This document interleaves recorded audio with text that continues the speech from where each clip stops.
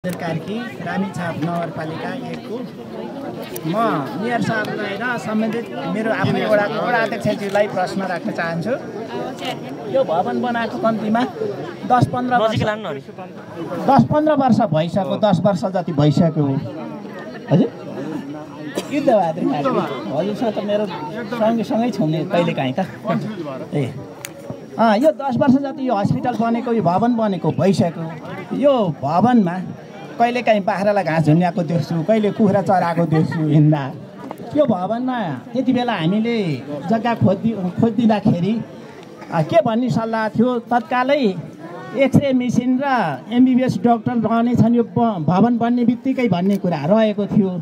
अहिले त्यो कुरो कहाँ पुग्यो? अब हुन्छ कि हुँदैन? उही बाख्रैलाई झुन्याउने, घाँस झुन्याउने हो कि कुखुरा सुखुरा थुन्ने हो कि? एउटा। दोस्रो, मेयर साहब र वडा अध्यक्षज्यूलाई नै फेरि अर्को पनि प्रश्न। हामी सवारी साधन व्यक्तिगत नभएका मान्छे रामेछाप नगरपालिकामा जाँदा जहिले पनि हामी डबल खर्च तिर्नुपर्छ।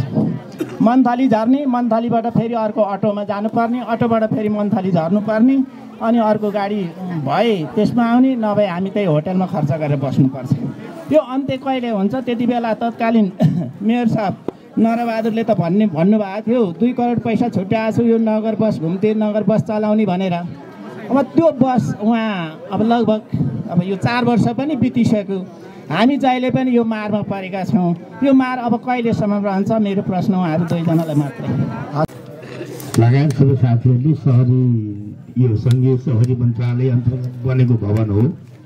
यो भवन हस्तान्तरण गर्नु पर्यो। हामीलाई त्यहाँ नभएका कामलाई सम्पन्न गर्न चाँडो दिनु पऱ्यो भनेर भन्दाखेरि अहिले बजेटै छैन, के गर्ने भन्थ्यो र तपाईँको ठेकेदार को हो, ठेकेदारलाई सहायता गर्नु पऱ्यो, त्यो भवन तुरुन्तै नगरपालिकालाई हस्तान्तरण गर्नु भनेर हामीले कुरा राखेका छौँ। र यो ऐतिहासिक बस्नलाई पनि मिल्ने अवस्था छ कि छैन त मैले हेरेको छैन, एउटा कुरो। र अर्को कुरो 10 वर्ष भइसक्यो भन्नुभएको छ। 10 वर्ष त अहिले भएको छैन होला। नरबाजीको पालाको अन्तिम फेरि बन्न थाले हो। 4 वर्ष 478 तिनले भएको छ यो। र अर्को कुरो सकेसम्म एमबिबिएस डक्टर राख्ने त हाम्रो सबै चाहना हो। नेपाल सरकारले दरबन्दी दिँदैन। अब यहाँ समस्याहरू छ त।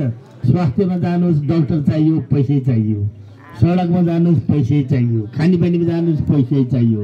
कुन सेक्टरमा खर्च गर्ने हो? सबै कुरो एमबिबिएस डक्टर राख्ने बित्तिकै हामीले साउदरमा एउटा एमबिबिएस डक्टर राख्दा त हामीलाई कोलाहाल भएको छ भने वडै पछि एमबिबिएस डक्टर राख्ने प्रयास त हामी गर्छौँ आफ्नो स्रोत साधनले भएसम्म। तर त्यो अहिले तत्कालको अवस्थामा त्यो नहुन पनि सक्छ। साथीहरूले त्यसरी अब अगाडिका साथीहरूले के भन्नुभएको छ उहाँहरूकै फलो गर्दैछौँ हामी। त्यसैले यसको लागि पनि हामीले प्रयत्न गरौँ। अब यो राज्यको नीति त के छ भने प्रत्येक वडामै एउटा एमबिबिएस डक्टर राख्ने भन्ने